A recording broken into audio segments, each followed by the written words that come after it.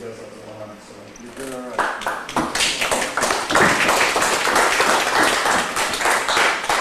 My name is Alvin Warner, and I am from Lowell. And first things first, I want to thank people very much for allowing someone outside to speak, which did not happen in Lowell. And I heard a little vote coming up this evening, it came up.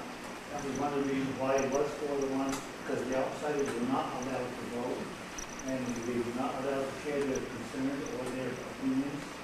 Vermont and Lowell hired $1,500 a month for a couple, go door to door to convince these people that weren't completely educated on exactly what this is all about. So we got absentee votes all together, and that's why we lost the one with the votes. It was not a fair vote. People that own Lowell, property Lowell, was not allowed to vote. So it was only the voters that were involved with that. And all together, that's what made the board the one that ratio. The next issue I'd like to mention to you is that tourism is the #1 industry in Vermont, and there's no doubt in my mind that these wind towers will go affected. Number one industry is dairy farming. That's right. We got 10% of dairy farming. We don't put the bill. Tourism is very hard on the scale. But that's there. And another issue coming up right here under the natural resources is that, our group, we were talking with the man that was involved with the maintenance of these things. Yes, the life expectancy is maybe 20 to 25 years. But they run out of oil for the years in it. The seals will wear out in about 15 years plus or minus. And then they'll start leaking oil. They're on top of the mountain, that's the beginning of the Mississippi River. And on top of the mountain, it's the summit, the oil will be at 5, 10 years, they will eventually reach the mountain. They will be in the water, whatever it is. And it's a tragedy to do that. I would personally like to see these wind towers experimented somewhere on mountaintops where there are winters severely, like what we had here before we invest our money into such a large project. Because it is a lot of money, and no one knows really what can happen in severe winters. We're already talking about having to heat the blades, having to cut them down, and then having storms. There is so much to it that is unknown, and it's just a tragedy to be experimenting and dealing with.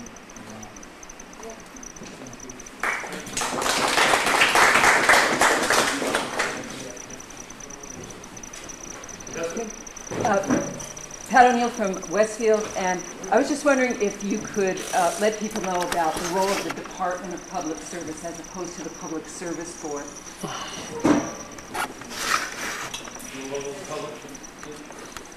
There are two units that we're talking about. I should have mentioned this earlier. The Public Service Board and the Department of Public Service. The Public Service Board is a review board which issues permits to construct transmission facilities and generation facilities.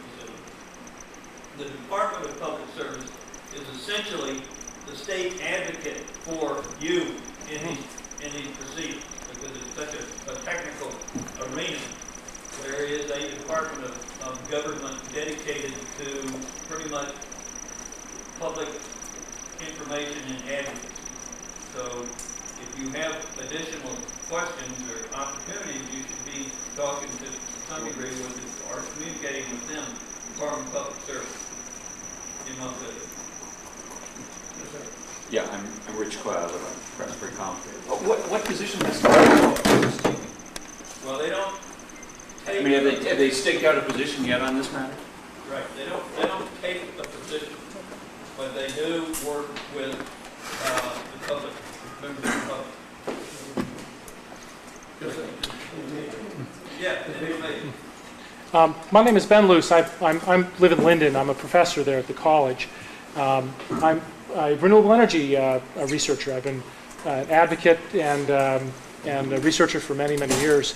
And I did actually promote wind power strongly out on the eastern plains of New Mexico and in the southwest. But I've always been of the opinion that wind is not appropriate for Vermont. And I just wanted to put a couple of key things in your mind. Many people have hit on some of these points, but just for a larger perspective, because no one is providing you with a larger perspective of where the numbers fit in. Just to give you an idea, it would take approximately 300 miles of ridgeline to provide Vermont with most of its power from wind power. That would be up and down the state twice.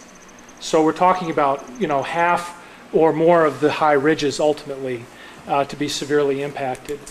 What you are facing is a huge rush of multinational and national corporations coming in trying to develop this resource and grab it very quickly. There are perfectly good alternatives. The biggest renewable energy resource in the state by far is your solar energy resource, even in cloudy Vermont. It would take to provide the same amount of power that 300 miles of ridgeline could provide, would take less than, it would take 0.7%, less than 1% of the open spaces in the farmland in the state. You could actually do most of this just on rooftops. Power companies don't want you to go this route because they won't get to own and operate the generation and profit this way. They will tell you all kinds of red herrings. But if you go out there and look at the cost trends of the alternatives, solar is now coming down into competitiveness with retail grid power. And so we really have some viable alternatives. I would be very, very careful about doing this. The last thing I want to say is don't just participate in the regulatory process. That is a very, as your board has pointed out, or committee has pointed out, that's a very tough process to participate in. It's based on lawyers, expert witnesses, all that kind of thing. You should do that, but that system is pretty much channeled to allow corporations to kind of do what they want with a few tweaks here and there. You guys you live in a great state. Vermont is a great state when it comes to listening to the public.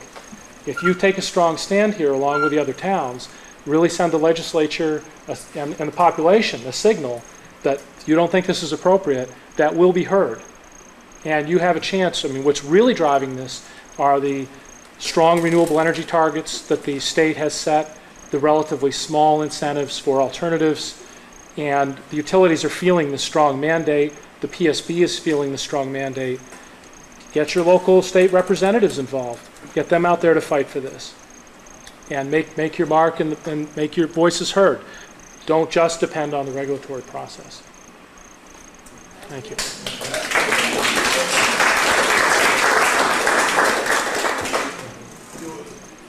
A Craftsbury resident have a burning question that they'd like to ask before we adjourn this meeting.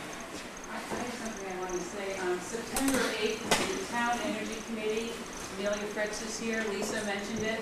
We are redirecting the energy portion of the town plan, and if you want to get active and involved, we are having a meeting with Vermont Natural Resources Council is coming up and giving us some advice on what data we can be collecting, what policies we might be able to consider within Chapter 117 of the State Planning Law. So I encourage people to come. It's going to be on the 8th, and we think it's going to be in this building, but we're not absolutely certain of that. So give me a call, give Lisa a call, give Amelia a call, and we'd love to have more people involved with this.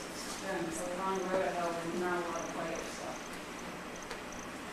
Bruce, do you and the board want to say anything about what next steps might be or anything from I think this has been a fact gathering. We'll be conferring with the Conservation Commission, and we'll make a decision on the special town meeting and where we go after this. I'd just like to say, in regard to that visibility map that was presented earlier, that map only uses the height of the towers, 262 feet. It completely eliminates the blades, which are 158 feet more from the map. So, and they also assume that like 50% of the area is forested over 40 or 50 feet high. So that map is a sham, and I just want anyone to know when they look at it that the blades are not included. So what I would suggest, I do know that, as I said, we have representatives from the Lowell Mountain Group here. Mr. Dostis from Green Mountain Power. You're welcome to hang around. There's a few refreshments here. and talking to neighbors, talking